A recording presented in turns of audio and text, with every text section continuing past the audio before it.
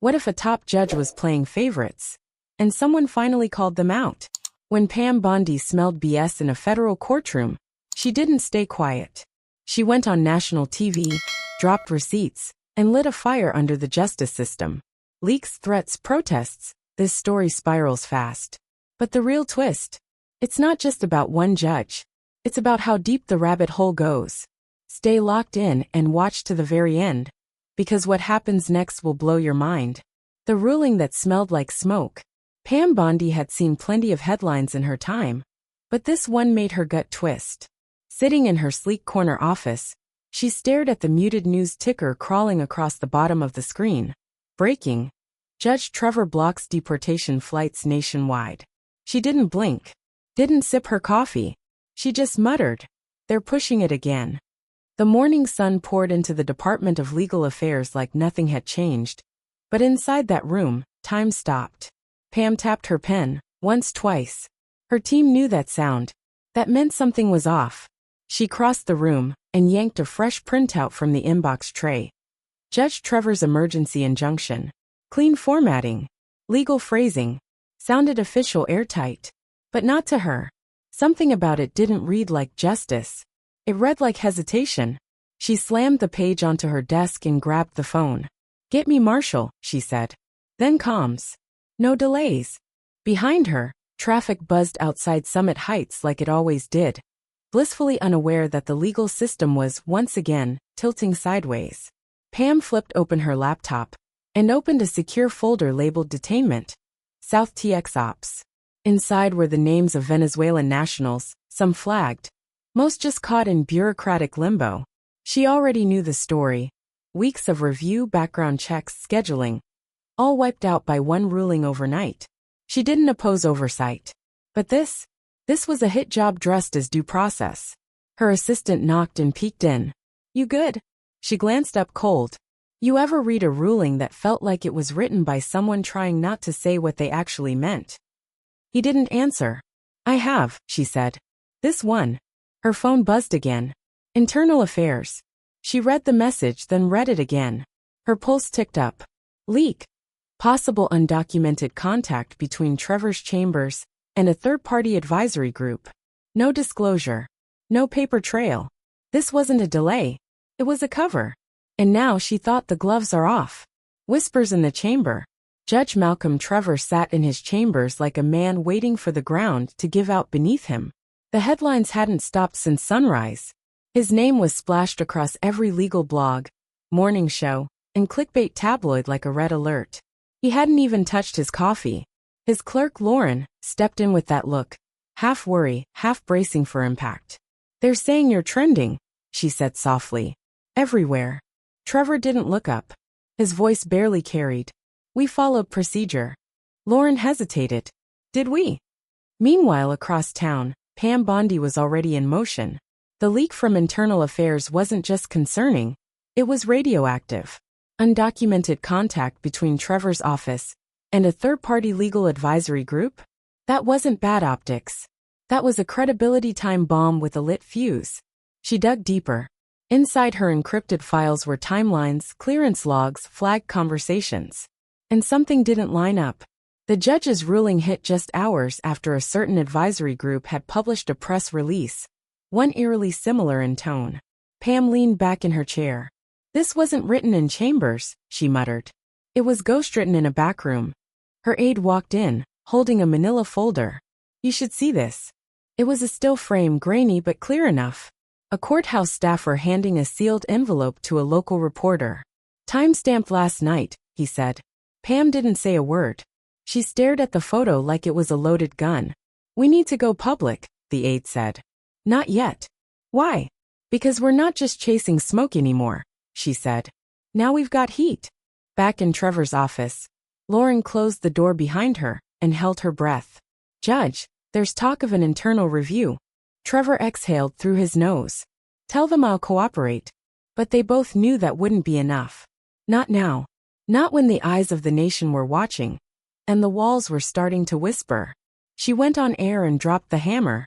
The set of American Frontline was ice cold. The kind of studio where you could hear your own heartbeat if you sat still too long. Pam Bondi didn't sit still. She walked in sharp, navy blazer, zero notes, eyes like a loaded weapon. Across from her, the host leaned in, smiling like a shark in shallow water. "Attorney General," he started, smooth and slick. "Do you believe Judge Trevor acted appropriately?" Pam didn't flinch. "I believe the law matters. And so does how we apply it. When rulings start sounding like advocacy briefs instead of impartial findings, we should all be paying attention." The host blinked. The control room went dead silent. Nobody expected her to come in swinging like that. She leaned forward, voice calm but cutting. "This isn't personal. It's structural." 5 seconds later, that clip was already climbing the trending ladder on every major platform. Some folks cheered. Others flipped out. But nobody scrolled past. Back at the department, Pam's phone lit up like a slot machine. Pings from every corner of the Beltway. Allies, enemies, reporters, firebrands. Then came the ping. A file no sender. She opened it. Anonymous forum post. Retired federal clerk. Claimed Trevor had privately opposed expedited deportation for years. Something he never put in writing, but whispered behind closed doors. Pam's jaw locked. She knew what that meant. He wasn't judging by law. He was playing the long game. Meanwhile, someone else wasn't playing at all. Another photo surfaced. Blurry but damning, sealed envelope, courthouse hallway press badge. It was spreading fast. Pam turned to her aide. "We're past the point of no return. You think this is the hit piece?" She shook her head. "No. This is the spark." By nightfall, protests were forming outside the courthouse. Half with signs reading "Respect the bench." The other half shouting "No justice, no peace." And somewhere in the middle of it all stood one woman, who had just blown the lid off a system that thought no one would ever call it out. The emails they prayed wouldn't surface. By the time Pam Bondi stepped back into her office, the internet was already halfway on fire. Comment sections were turning into war zones. One side calling her a hero, the other a political wrecking ball. But Pam didn't care about the noise. She cared about the silence behind it. Her aide slid a thin file across the desk. "This just came in from our internal audit request." Pam opened it, scanning fast. 6 emergency immigration rulings in the last 8 months. All from different judges. All issued without full administrative records filed. That wasn't just a red flag. It was a damn parade of them. "This normal?" she asked. Her deputy shook his head. "No. But it's getting more common." Pam's eyes narrowed. "We're not looking at bias," she said. "We're looking at blurred lines. And blurred lines don't break systems, they rot them." Outside, chants from the protests echoed like a broken record. Inside, her mind spun faster than the news cycle. Then came the kicker. Another leak. Another anonymous drop. This time an email chain. Redacted, sure, but the content? Fire. A nonprofit advocacy group trading messages with judicial staff hours before Trevor's ruling. One line burned through the blur. "Let's finalize language that aligns with our joint statement." Joint statement? Joint with who? Pam snapped the folder shut. "This isn't just backroom chatter. This is influence, straight up." She turned to her team. "We go live tomorrow. And we're not playing defense." At the same time, deep inside Judge Trevor's chambers, the walls felt tighter. His clerk entered slowly. "Judge, there's another post. Someone from Chambers 4B claims you spoke with outside advisors while drafting your opinion." Trevor clenched his jaw. "We had informal conversations. But none of it's documented," she whispered. He looked at her. There wasn't anything improper. But even he didn't sound sure anymore. Back at Pam's office, she stared at the live footage of the courthouse steps, split protests, clashing chants, phones in the air like weapons. She exhaled, calm, focused. "We're not just drawing lines anymore," she said. "We're about to cross one." Receipts don't lie. The press room was packed tighter than a Vegas blackjack table. Reporters elbowed for space. Cameras clicked. Boom mics hovered like vultures.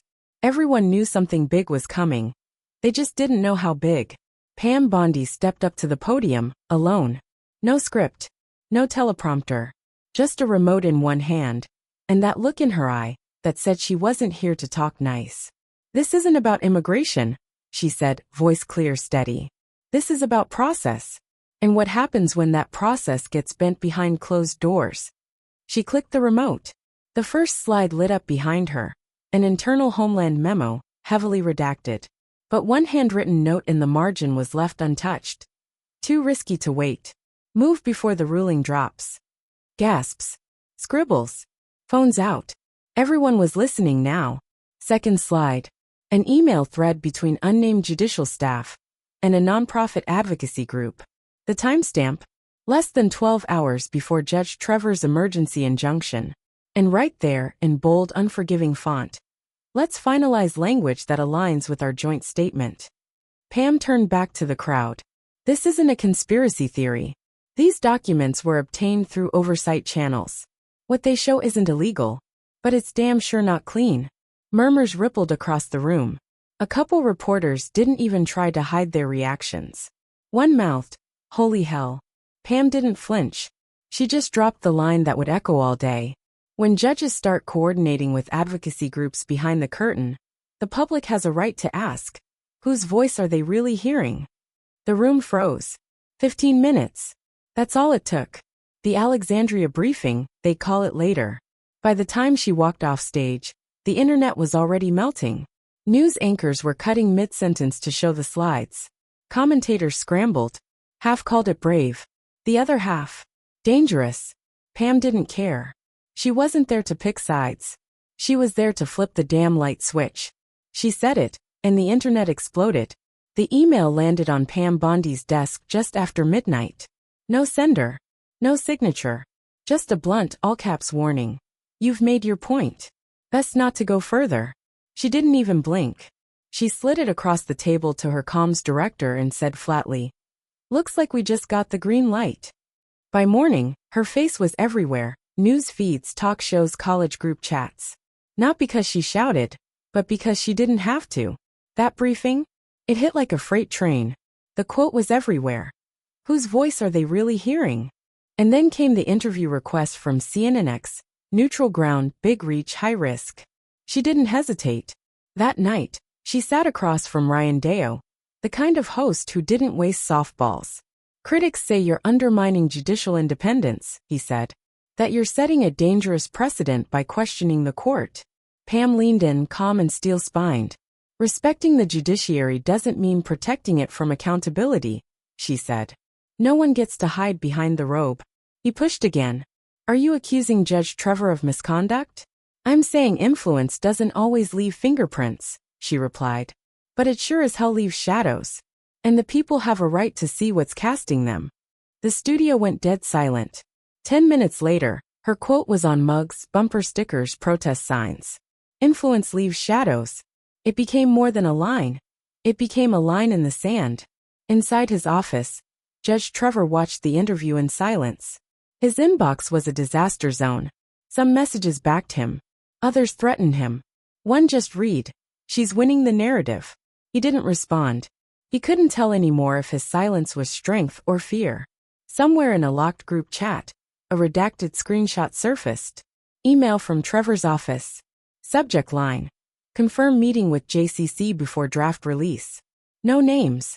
No full context. But the implication? Loud enough to shake the whole damn courthouse. By sunrise, the headlines were clear. The judiciary isn't just under fire. It's under siege. And Pam Bondi, she wasn't backing off. She was just getting warmed up. The system blinked first. Judge Malcolm Trevor hadn't slept. The leak about the JCC email had hit the blogs before dawn. And now his name wasn't just trending. It was synonymous with judicial backchannels. He sat motionless in his chambers, blinds half drawn. Inbox drowning in hellfire. Across the country, courtrooms buzzed with tension. Inside the Supreme Court, Chief Justice Eleanor Haynes scanned the latest batch of headlines with a clenched jaw. The bench is burning, one read. Another, Bondi lights the fuse in D.C. Can't look away. She tapped into a secure line and called 12 of the highest-ranking federal judges. The screen lit up with tired, pixelated faces. Nobody cracked a smile. Judge Barrett from Utah broke the silence. "She's building momentum. If this keeps rolling, they won't stop with Trevor. They'll start digging into all of us," Judge Ruiz added. Every call, every memo. Judge Waller from New York leaned in. "She's not attacking the judiciary. She's redefining what people expect from it. That hit different. No one argued. Haynes took a breath, her voice low but firm. We don't panic. We don't posture. But we do listen. And right now, silence is killing us faster than any leak. The call ended without a plan, but something shifted. The wall wasn't just cracking. It was listening now. That same afternoon, Pam was in Bakersfield, standing on a makeshift stage in a high school gym. No cameras, no spotlights. Just folding chairs and raw questions. An older man stood up, voice weathered and honest. I don't care about DC games, he said. I care about fairness. Are you going to keep pushing this? Pam didn't pause. I'm not pushing against the courts, she said. I'm pushing against the silence that's been choking them for years. Steady applause. Not loud, but real. Back in D.C., Haynes stared out her office window. The leaked transcripts from Trevor's office laid out on her desk like a crime scene. Then she picked up her pen and started drafting the one thing no one expected. Not a press release. Not a reprimand. A message. To every judge in the country. Short. Sharp. Unignorable. The court does not fear scrutiny. It welcomes self-reflection. If trust is broken, we must be the ones to fix it. The day Power looked in the mirror. The marble floor of the House Judiciary Oversight Subcommittee echoed like a drumline. Cameras lined the back wall. Red lights blinking. Reporters whispering like they knew something world-shifting was about to happen. Pam Bondi stepped in without a single note in her hand. No smile. No nerves. Just a quiet kind of steel. Congressman Mercer cleared his throat. Ms. Bondi, thank you for appearing. We'll begin with your statement. She didn't blink. Didn't flinch. This isn't about politics, she said. And it's not about punishing a judge. It's about what happens when the system forgets who it serves. And how long the people are willing to wait before they ask why. Then she reached into her leather briefcase and pulled out a thin stack of FOIA responses. Redacted, but not silent. This one, she said, holding a page high, is an email between a judicial clerk and an advocacy group, while that group was actively involved in a live case. She let the weight of it land. The room didn't breathe. In the message, the clerk doesn't ask legal questions. He asks about messaging strategy, not justice, not law, optics. She set the page down, slow and deliberate. I'm not saying a judge conspired. I'm saying the line between influence and impartiality might not be as clear as we thought. No shouting. No grandstanding. Just dead serious truth. Across town, Judge Trevor submitted his request for extended leave. The statement was short. Muted. But everyone knew why. Pam didn't take a victory lap. She refused every interview request. Instead, she issued a one-line press release. This was never about removal. It was about recognition. Power without reflection erodes. Not with a crash, but with a whisper. Inside a quiet Supreme Court conference room, Chief Justice Haynes approached a single mic after a legal symposium had ended. No press. No stage lights. Just her and the truth. The court must never be feared, she said. But it must be questioned. Not to tear it down, but to rebuild trust where cracks have spread. In the months that followed, judges started holding public forums. Clerks were retrained. A new line was added to every judicial oath. To serve not only justice, but its understanding. Pam didn't run for office. Didn't write a book. She just kept showing up. In places nobody expected. And somewhere in Ohio, an old woman whispered to her daughter, "More people are talking about fairness now than ever before." That wasn't everything. But it was enough to start. She cracked the silence. And the system shook. Pam Bondi didn't launch a crusade. She asked a question no one dared to. And the whole damn machine started rattling. Judges blinked. Chambers went quiet. And for the first time in a long time, power got nervous. This wasn't just about one ruling. It was about every shadow behind every sealed door. And now, the mirror's facing you. Think it was too far? Or finally far enough? Smash that like, hit subscribe, and ring the bell so you don't miss the next story that cuts through the noise and hits where it matters. We're just getting started.